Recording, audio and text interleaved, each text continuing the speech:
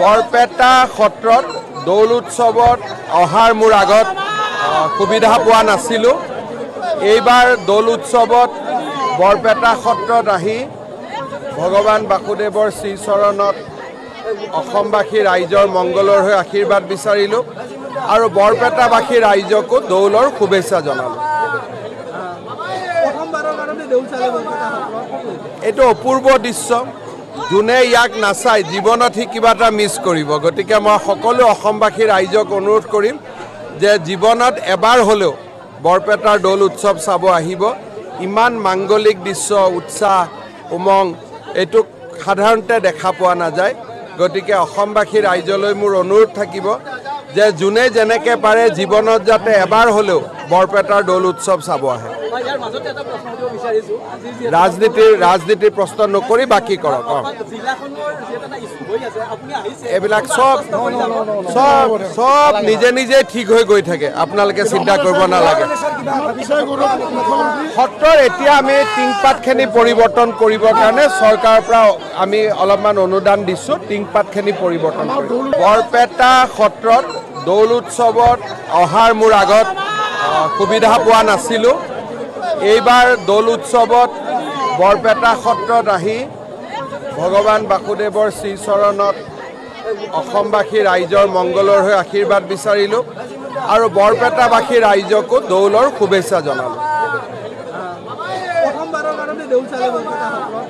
এইটো অপূৰ্ব দৃশ্য।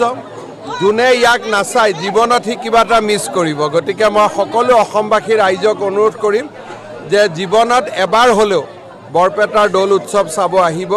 ইমান মাংগলিক দৃশ্য, উৎসাহ, উমং এইটো সাধাৰণতে দেখা পোৱা নাযায়। গতিকে অসমবাসী ৰাইজলৈ মোৰ অনুৰোধ থাকিব যে যোনে যেনেকৈ পাৰে জীৱনত যাতে এবাৰ হ'লেও বৰপেটাৰ দৌল উৎসৱ চাব আহে। ৰাজনীতিৰ প্ৰশ্ন নকৰি বাকী কৰক।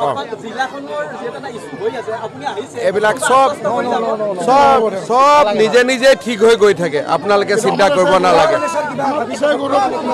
সত্ৰৰ এতিয়া আমি টিংপাতখিনি পৰিৱৰ্তন কৰিবৰ কাৰণে চৰকাৰৰ পৰা আমি অলপমান অনুদান দিছোঁ। টিংপাতখিনি পৰিৱৰ্তন কৰি বৰপেটা সত্ৰত দৌল উৎসৱত অহাৰ মোৰ আগত সুবিধা পোৱা নাছিলোঁ।